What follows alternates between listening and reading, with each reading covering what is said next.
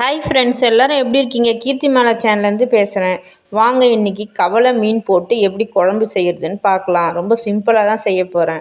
First நம்ம கவலை மீனை க்ளீன் பண்ணி வச்சுக்கணும். அது கூட ஒரு சீலா மீனும் போட்டிருக்காங்க பாருங்கள். அதை க்ளீன் பண்ணி நம்ம ரெடியாக வச்சுக்கிட்டு புளி ஊற வச்சு கரைச்சி வச்சுருங்க.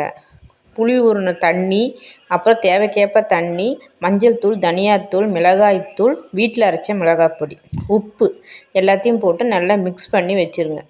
வச்சுட்டு நம்ம வெங்காயம், தக்காளி, பூண்டு, கருவேப்பிலை, ஜீரகம், வெந்தயம், கடுகெல்லாம் ரெடியாக எடுத்து வச்சுருக்கோம். எண்ணெய் ஊற்றிடுங்க. எண்ணெய் ஊற்றிட்டு கடுகு, வெந்தயம், ஜீரகம் போட்டு தாளிச்சிருங்க. தாளிச்சிட்டு வெங்காயம், பச்சை மிளகா, பூண்டு, கருவேப்பிலை எல்லாத்தையும் போட்டு நல்லா வதக்கிடுங்க. மண் சட்டியில் செஞ்சிங்கன்னா இன்னும் சுவையாக இருக்கும். எங்கள் வீட்டில் உடஞ்சிருச்சு, அதில் தான் நான் பாத்திரத்தில் செய்கிறேன். அதுக்கப்புறம் தக்காளி போட்டு வதக்கிட்டு நம்ம ஏற்கனவே கரைச்சி வச்சுருக்கோம் அந்த தண்ணி அதில் ஊற்றிடுங்க. புளி, உப்பு எல்லாமே நம்ம காரம் எல்லாம் கரெக்டாக போட்டு வச்சுருக்கோம். அதை அப்படியே மூடி வச்சுருங்க. நல்ல குழம்பு திக்கானோடனே நம்ம மீனை க்ளீன் பண்ணி வச்சுருக்கோம் பார்த்திங்களா, அதை அதில் போட்டுருங்க.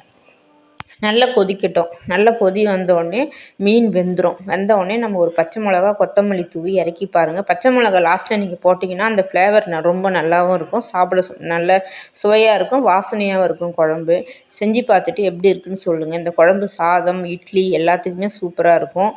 எப்படி இருக்குன்னு சொல்லுங்கள். எங்கள் சேனலுக்கு சப்போர்ட் பண்ணுங்கள். நன்றி.